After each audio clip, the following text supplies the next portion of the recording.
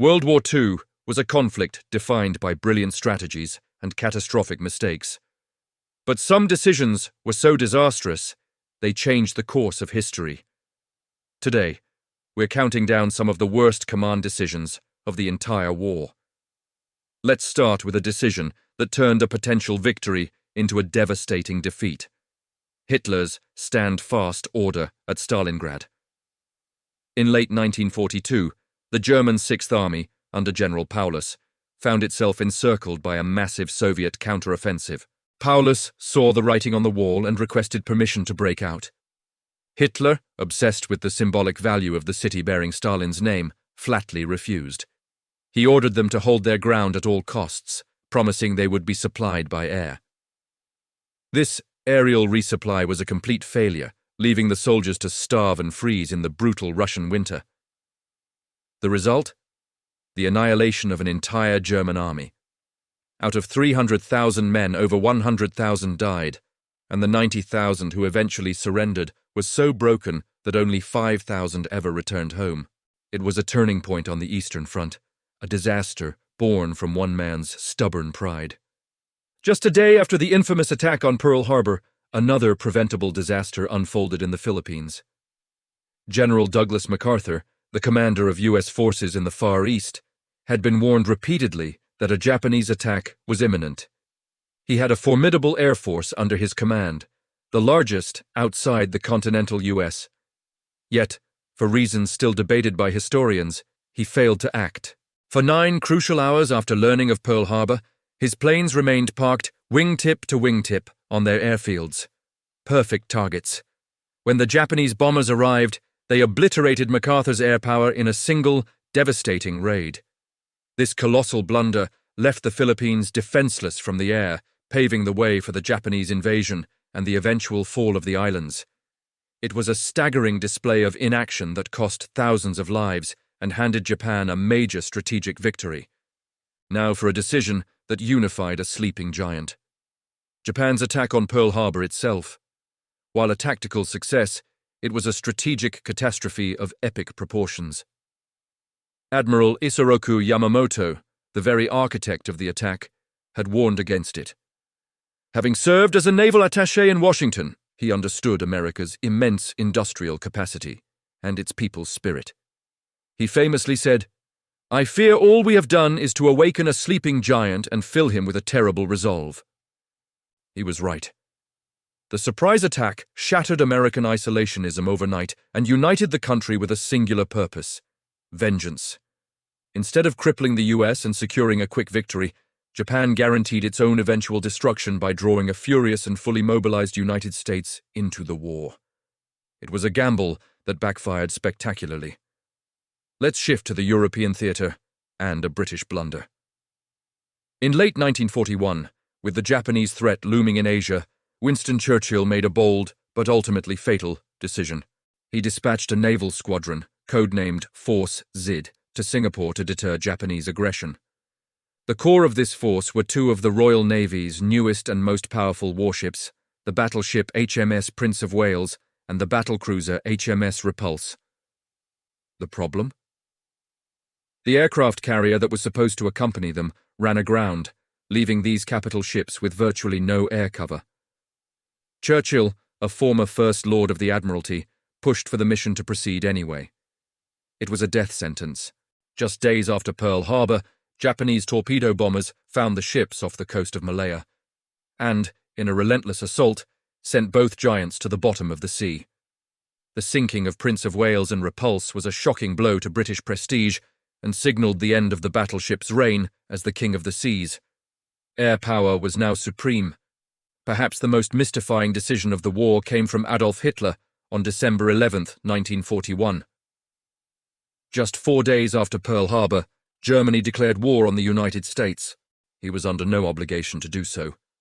The tripartite pact with Japan was a defensive alliance, and Japan was the aggressor. So why did he do it?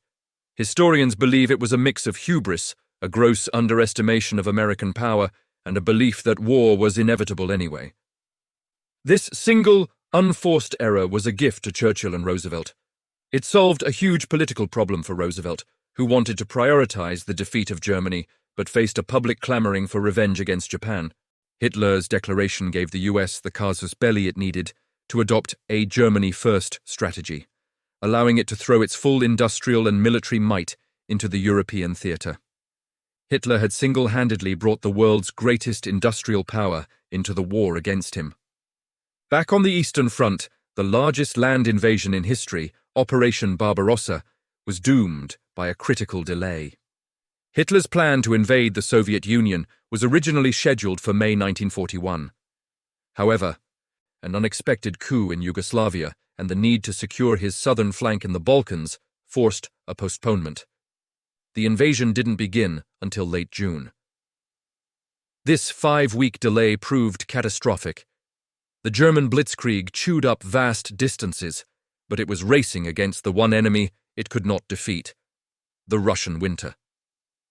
By the time German spearheads were in sight of the spires of Moscow, the autumn rains had turned the roads to mud, and then the infamous winter set in. Temperatures plummeted, engines wouldn't start, and soldiers froze in their summer uniforms. The advance ground to a halt. That delay cost Germany its chance for a quick victory and bogged it down in a brutal war of attrition it could not win. The road to Berlin began in the snows outside Moscow. Let's talk about Operation Market Garden, a plan that was famously described as a bridge too far. In September 1944, British Field Marshal Bernard Montgomery proposed a daring and ambitious plan to seize a series of bridges in the Netherlands, creating a corridor for Allied armour to punch into Germany and end the war by Christmas. It was a high-risk, high-reward strategy that relied on everything going perfectly. It didn't. Allied paratroopers were dropped to capture the bridges, but they met far stiffer resistance than expected, including elite SS Panzer divisions that intelligence had warned about, but Montgomery dismissed. The ground forces, meant to relieve the airborne troops, got bogged down on a single, narrow road, creating a massive traffic jam under constant enemy fire. The final bridge at Arnhem could not be secured, and the British 1st Airborne Division was virtually wiped out.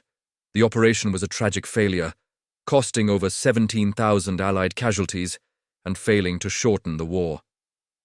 Finally, we have the American decision to invade Iwo Jima and Okinawa. By 1945, Japan was clearly losing, but its military leadership was determined to fight to the last man. The invasions of these two small islands were seen as necessary to secure air bases for the final assault on the Japanese mainland. The battles were some of the most brutal in human history. The Japanese defenders, dug into a complex network of tunnels and caves, fought with suicidal fanaticism. On Iwo Jima, nearly all of the 21,000 Japanese defenders died, while the US Marines suffered nearly 26,000 casualties, including almost 7,000 killed. Okinawa was even worse. A 82-day meat grinder that killed over 12,000 Americans and an estimated 110,000 Japanese soldiers, plus tens of thousands of Okinawan civilians. While a tactical victory, the horrific cost of these battles had a profound impact on American leaders. It demonstrated the unimaginable carnage that an invasion of the Japanese home islands would entail, directly leading to the decision to use the atomic bomb to force a surrender. From the frozen steppes of Russia to the tropical islands of the Pacific, these decisions shaped the conflict, costing hundreds of thousands of lives and altering the fate of nations. They serve as a powerful reminder of how the choices made by a few individuals in moments of immense pressure can have consequences that echo through history. Thanks for watching. If you found this look into history interesting, please hit that like button and subscribe for more content. Let us know in the comments which decision you think was the absolute worst. See you next time.